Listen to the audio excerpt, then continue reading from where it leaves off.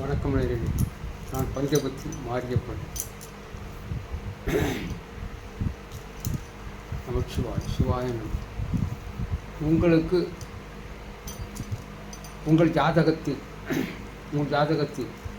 உங்களுக்கு வாழ்க்கையில் போராட்டமா, தொழில் தடையா, காரிய தடையா, கணவன் மனைவிக்குள் பிரச்சனையா, குடும்பத்தில் ஏகப்பட்ட பிரச்சனைகள், எடுத்த காரியம் சித்தியாகவில்லை, கேட்ட கடத்தில் கடன் கிடைக்கவில்லை, வாங்கிய கடன் கொடுக்க முடியவில்லை, இப்படி ஏகப்பட்ட பிரச்சனைகள்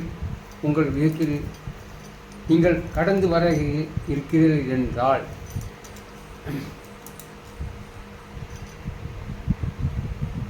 என்றால் உங்களுக்கு ஒரு தெளிவான உங்கள் பலன்களை கூற நம்ம சித்தர்கள் முறைப்படி பஞ்சபத்தியில் உங்களுக்கு ஜாதகம் கணித்து ஜாதகம் சொல்லப்படும். விருப்பம் உள்ளவர்கள் டிஸ்பென்சரில் கொடுத்துருக்கிற நம்பருக்கு நீங்கள் கால் பண்ணிங்கன்னா, நீங்கள் நம்பர் நான் சொல்கிறேன், அது குறிச்சிக்கோங்க. 93 44 69 89 75 இந்த நம்பருக்கு தொடர்பு கொண்டீங்கன்னா உங்களுக்கு பஞ்சபட்சியில் கிரக நிலை எப்படி இருக்குது, உங்களுக்கு இந்த காலபுருஷ தத்துவப்படி உங்கள் கிரக நிலை எப்படி இருக்குது, உங்கள் ஜாதகத்தில் கிரக நிலை எப்படி இருக்கிறது, இதற்கான ஒரு பலன் விளக்கம் உங்களுக்கு துல்லியமாக 100க்கு 100 மனப்பொருத்தம் எல்லாம் பஞ்சபட்சி சித்தர்கள் முறைப்படி பஞ்சபட்சியில் உள்ள எல்லாம் உங்களுக்கு தெளிவான ஒரு பலனை அளிக்க முடியும். நான் சொல்வதை விட நீங்கள் அதில் உணர்ந்து பார்த்தால்தான் உங்களுக்கு தெரியும்.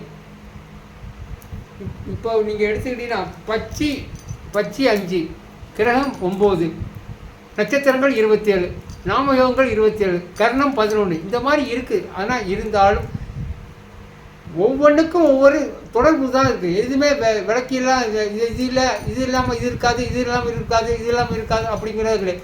எல்லாம் ஒன்றும் பின்னி பிணைக்கப்பட்ட ஒரு கோட்பாடுகள் தான். 12 கட்டம், 12 வீடு, 12க்கு 12 ராசி, 12க்கு 12 அந்த அதுக்கு ஒரு இது, இப்படி எல்லாமே இதுக்குள்ளே தான் இருக்குது. ஒரு ஜாதகம் நீங்கள் பிறக்கும்போது இருக்கிற ஜாதகம் அது உங்கள் தலையெழுத்து. அதை மாற்றுவது, அது போவது அந்த தசா புத்தி, அந்த தசா அமைப்பு, தசா இது புத்தி, இந்த மாதிரி வரும்போது காலபுருஷ தத்துவம். இப்போ இன்றைக்கி இயற்கையில் என்ன இது நடப்பில் இருக்குது, என்ன சனி பயிற்சி இருக்கா, குரு பயிற்சி இருக்கா, ராகு பயிற்சி இருக்கா, இந்த மாதிரி வரும்போது தான் உங்களுக்கு ஒரு மாற்றங்கள் தெரியும். மற்றபடி இது என்ன சொல்ல விதியை வெல்லமுன்னா அது அப்படிலாம் கிடையாது. தலையெழுத்து அது நடந்து தான் தீரும், அதை அனுபவித்து தான் தீரணும். அது உங்கள் கர்மா, அது ஒன்றும் மாற்றவே முடியாது. இப்போ எடுத்துக்கிட்டிங்கன்னு வச்சுக்கோங்களேன், இப்போ 12 கட்டம் இருக்குது. இந்த 12 கட்டம்னு சொல்கிறாங்க. இந்த 12 கட்டத்திலே உங்கள் வாழ்க்கையை முடிச்சு போகுது. அது முதல்ல நல்லா தெரிஞ்சுவாங்க. 1லிருந்து 4 வரைக்கும் மேசம், ரிஷபம், மிதுனம், கடகம், இந்த 4க்குள்ளே நீங்கள் முதல் போன ஜென்மத்தில் என்ன நீங்கள் பாக்கி வச்சிருக்கீங்க, பாவம் புண்ணியம் ஏதானும். பாவம் செஞ்சாலும் நீங்கள் பிறந்தாகணும், புண்ணியம் அதிகமாக இருந்தாலும் பிறந்தாகணும். அதுதான் பாவம் அதிகமாக இருந்தாலும் பிறப்பிருக்கணும், புண்ணியம் அதிகம் பண்ணாலும் அதை கழிக்கிறதுக்கு நீ பிறப்படுத்தான். நான் புண்ணியமாக பண்ணியிருக்கேன் பிறக்க முடியாது, அப்படியெல்லாம் கிடையாது. ஆகையினால இந்த 4 கட்டத்துக்குள்ள எந்த கிரகங்கள் எவ்வளோ வலுவாக இருக்கிறதோ அதுதான் நீங்கள் போன ஜென்மத்தில் உள்ள இப்போ நல்ல சுபகிரகங்கள் அந்த 4 கட்டத்துக்குள்ளே இருக்குன்னு வச்சுக்கோங்களேன். அப்போ நீங்கள் போன ஜென்மத்தில் புண்ணியம் பண்ணியிருக்கிறீர்கள் என்று அர்த்தம். அதே 4 கட்டத்துக்குள் சுபகிரகங்கள் இல்லாமல் இருக்குது என்று நினச்சிக்கோங்க. இப்போ சனி, ராகு, கேது இந்த மாதிரி இருக்குன்னு வச்சுக்கோங்க. நீங்கள் போன ஜென்மத்தில் இந்த கர்மாவை கழிக்கிறதுக்கு தான் பிறந்திருக்கீங்க, இதுதான் உண்மை. அதே விட்டுட்டு சூரியன், கன்னி, துலாம், தனுசு இந்த நாளும் நீங்கள் பிறந்திருக்கிற பிறப்புக்கு நீங்கள் என்ன பண்ண போகிறீங்க, என்ன செய்கிறீங்க, அதனால் என்ன உங்களுக்கு பயன், எல்லாமே இந்த நாளுக்குள்ளே தான் இருக்குது. முதல் நாள் நீங்கள் போன பிறவியில் செஞ்ச புண்ணிய கர்மாக்கள், அது இப்போ இதுக்கு இந்த பக்கம் இருக்கிற நாள் வந்து நீங்கள் இந்த பிறவியில் என்னென்ன செய்ய போகிறீங்க, என்ன உங்களுக்கு தலையெழுத்து, இதில் என்ன பாவம் புண்ணியங்கள் உங்களுக்கு வந்து சேருது அப்படிங்கிறத கணிக்கிறது தான் இந்த 4 கட்டம். இந்த 4 8 ஆச்சா? இன்னும் எத்தனை இருக்குது? இதில் மீதி 2 இருக்குது, மீதி 4 இருக்குது. இப்போ மேஷம், ரிஷபம், மிதுனம், கடகம் இந்த 4 போச்சு. சூரியன், கன்னி, துலாம், விருச்சிகம் இந்த 4 போச்சு. தனுசு, மகரம், கும்பம், மீனம் இந்த 4 இருக்குது. இப்போ நீங்கள் இந்த 2லையும் செய்கிற பாவ புண்ணியங்கள் இந்த குருகிட்ட வரும். குருநாதர் உங்களுடைய இதை கணித்து நம்ம ஆயுள்காரன் சனி பகவான்கிட்ட கொண்டு கொடுப்பார்.